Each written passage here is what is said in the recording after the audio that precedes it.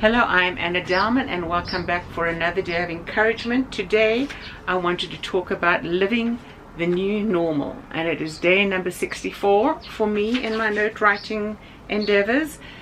To live the new normal calls for acceptance. We all go through seasons in life where circumstances change so dramatically that it feels alien to us, like it's something that should never happen, but it becomes what our life is going to be.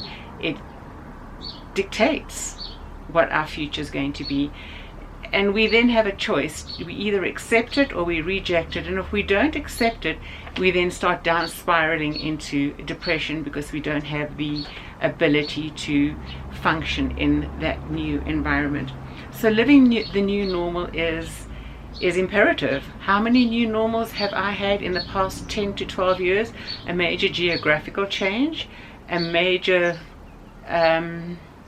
lifestyle change, a major career objective change where I started working in environments which I adapted to excellently and excelled in by the grace of God, and then a major health change. And all of those experiences were common to life. They were common experiences wherever in the world you are, but they were new to me. They became new normals. The only way I could function through them, beyond them, was accepting them, which I did, for which I am grateful. I'm grateful that I had the grace in my life that I was able to accept them and continue functioning. Now, my functioning level may not have been something you thought was successful, but in the environment in which I'm in and the limitations in which I found myself, I do believe I excelled. What made me excel was my mental and spiritual focus through it, which is really just because I had that strong foundation in my life. So in order to move forward in our new normals, we need to embrace the new circumstance we're in. It might be completely opposite of anything we ever thought we'd encounter. Embrace it. You don't have to love it, but embrace it. That means put your arms around it and say, this is what's been given me. What am I now going to do? Establish the new you in that embraced environment, embraced circumstance, irrespective of what it is. Develop new habits. And new habits are those activities in your day which become your normal behavior and become your new common behaviors. Conform with the change. It doesn't mean you become different to who you were. You conform with the change. You accept it. You settle down into it, but you don't let go of your foundation, which has enabled you to embrace it so you can continue to function well. Comply with the newness. If there are different laws in your environment and different events going on around you which are very different to what you've experienced, complying doesn't mean you surrender. Complying means that you accept the difference. And there goes the neighborhood bell. It goes off any time of the day, so I'm sorry about that, but I'm going to keep going. That's life, right? That's life. That's the new normal for me. I have to deal with bells going off throughout the day, and I have sirens, hooters, whatever you want to call it. I have no idea why they happen. I've tried to do this at different times during the day recording, yet they still go on. Also, you will hear aircraft going over. I've tried to look at airport landing, taking off time so I could avoid that, but guess what? It's a small airport, and private aircraft come and go depending on the wind direction. They'll go right overhead. Nothing I can do about that. Embrace the new normal, right? And learn to function and apologize when it's not the way you want it to be, and you keep moving ahead. So comply with the newness. Observe what is going on around you. Find the value of new significance outputs and outlets for yourself, things that will have significant value to your life, and add to it, and then continue to function in that way, and keep adjusting to the newness of your life. Embrace it, and you'll find it will all work out for good. Now, when I say it will all work out for good, again, it's not that outer good that we are looking for. It can affect the outer good, but more importantly, it's the inner good, and from which all of your functioning and life enabling originates from or stems from. And as I now move on to Proverbs 21, you'll understand that some more. Chapter 21, and the verse I want to focus on is 23. Whoever keeps his mouth and his tongue keeps himself out of trouble. So whoever keeps his mouth and his tongue, where does our speech originate from, right? It's our mind, right? That's where it originates. Our mind, our thoughts, our heart, our emotions, all of it originates in the mind. And the tongue is just expressing, our words are just expressing what is deep down in our thought processes. And that goes back to commenting on the new normal.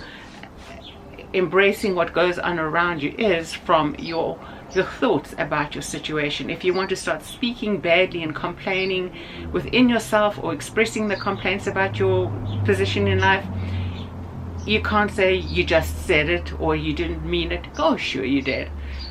It originated in your mind, in your psyche, and it came out of your mouth because that's what you believed was true, not only of your circumstances but of your situation. So whoever is able to guard it, that means to stop the origination of that thought.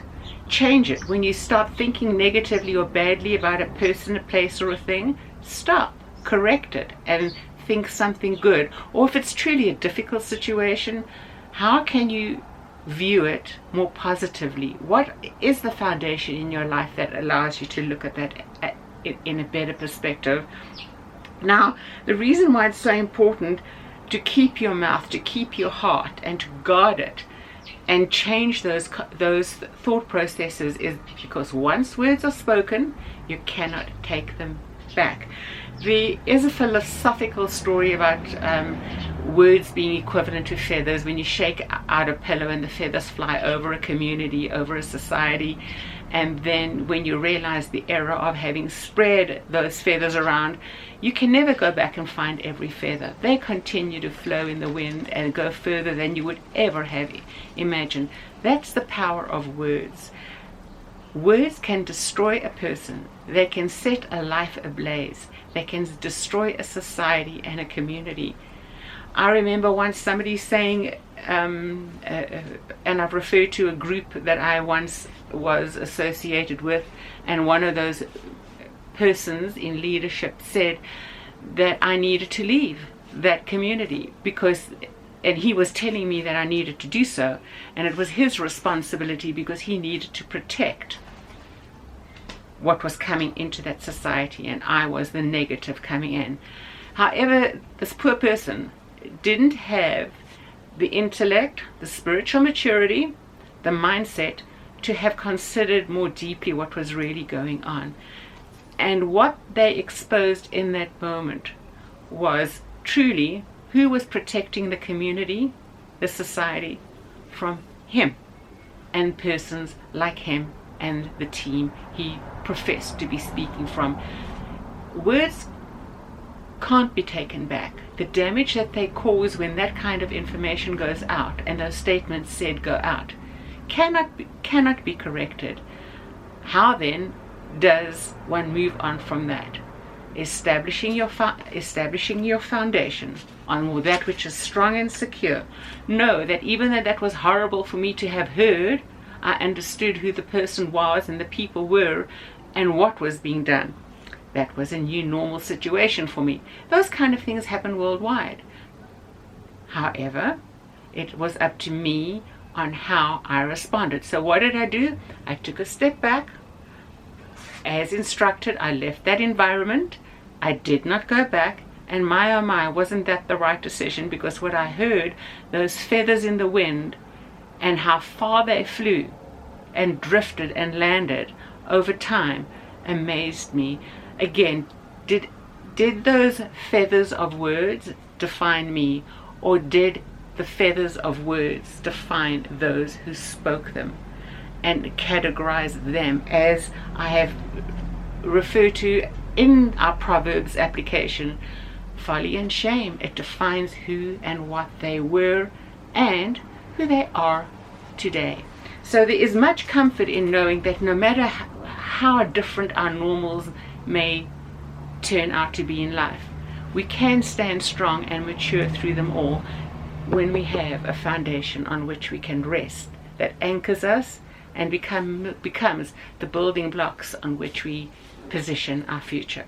So until tomorrow, take care and God bless, and I will talk to you again. Bye bye for now.